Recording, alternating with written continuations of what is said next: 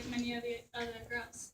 And it wasn't until I was 16 when I got the opportunity to own a little puppy. She was like this little cute fat thing, and we named her Pirata. She was a pit bull. Well, as many of you guys know, this misconception of pit bulls being always the aggressive one has been going around for many years. They're always known to be vicious, uncontrollable, unpredictable, aggressive killers. And this whole thing has been going around with this bad reputation, and it has been true everywhere, of course, among uneducated and biased people. And these things have caused many things to happen that don't just are bad for the dogs, but for the people too. So, stereotype has been going around for many years, and it is something that as Robin Rock once said, unless a pit bull has been poorly bred or purposely trained to attack humans, they generally love people. They are, in fact, one of the most loving, loyal, and friendly and dedicated companions that you can have. And this is true among the people who know pit bulls for real and are not the ones who treat them bad. Pit bulls it is not the dog. It's not that they're bad. It is the way that people treat them and the people train them that will determine what kind of attitude they develop. First, I'm going to talk to you guys a little bit about the history of dogs, of pit bulls. Then I'm going to talk a little bit about the bad reputation they have, and the laws that they have proved because of that bad reputation. And then lastly, I will talk a little bit about why dogs really are not, or pit bulls are really not what people think they are. So, Cesar Millan, an expert and dog trainer in April 24, 2014, said that in the 1800s, people were actually used in farms and cattle ranches to herd animals. So they were working dogs. They were not pit bulls that we know of today. They surprisingly became the nanny dogs. Nanny dogs because the people had to go into the farms and to work, so they had to leave the children at home. And what they would do is leave the pit bulls to take care of these children. So they would leave them and trust them with the lives of children because they weren't bad dogs. Friendly, brave, hardworking, worthy of respect were the words using to an article for Read History from badrock.org from January 2011 that apparently the U.S. used to describe pit bulls back then. But this whole reputation of the good dog ended, as we know, and this new one began.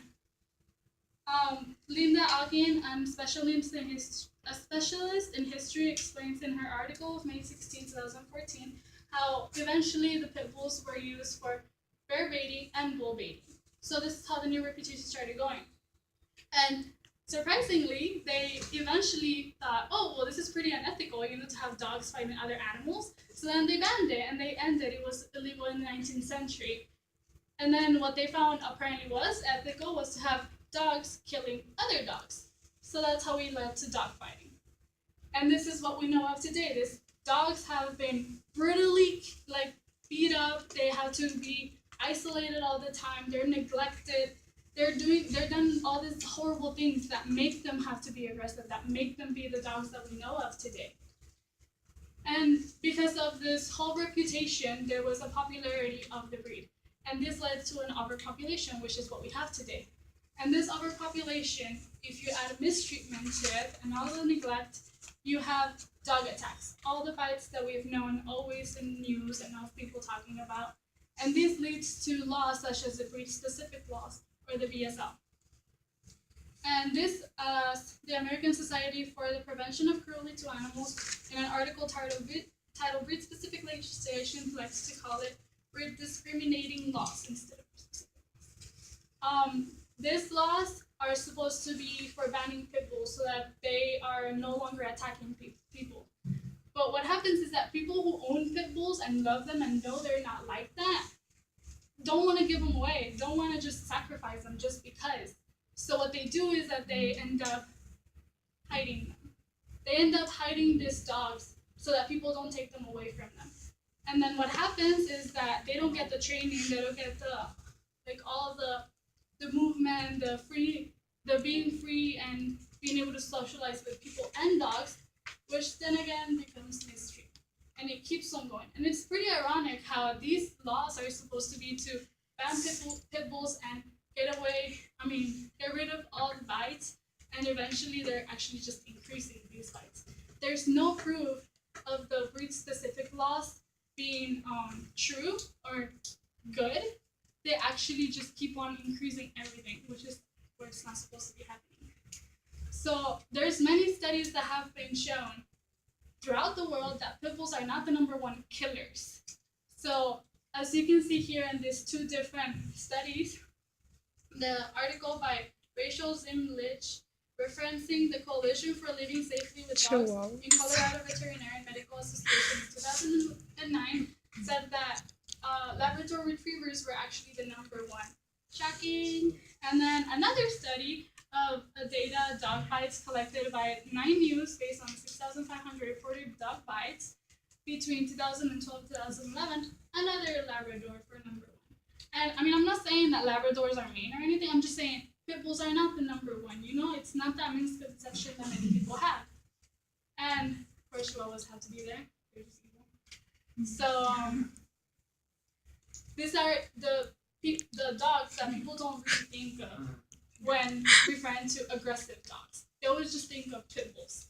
And this is not something, I'm not trying to say guys don't have dogs or anything.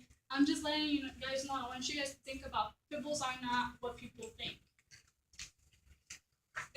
People don't think of, imagine a Chihuahua being 10 times bigger and just being like the regular size of another animal. They're scary just as they are. Imagine them being big, like they seriously would be killers. But not saying anything about Chihuahuas, but that dog breed looks pretty scary. They don't think about the fact that they fight too. If they get the same neglect, they fight too. They do these things to animals. These are not pit bull bites. They're other breeds bites. They do all these other things that people don't think about. It is not the breed. It is dogs. It is the way people treat them. And people don't think about the negatives of other dogs. And of course, they don't think about the positive of pit bulls.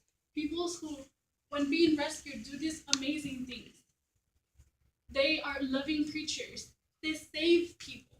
They do all these amazing things that you don't hear of in TV or you don't hear of in the news. And the list goes on. People saves. People do all of these awesome things. We don't know of those things.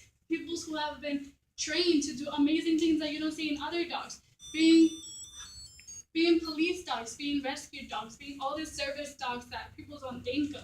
These positive things that the media doesn't say. I really want you guys to think about the fact that pit bulls are not what people think. Pit bulls are not these negative animals. They're just like any other dogs.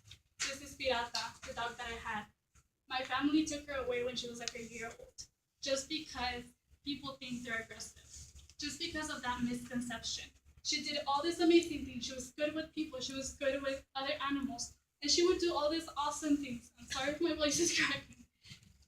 And I got her taken away from me just because of that. So just think about that.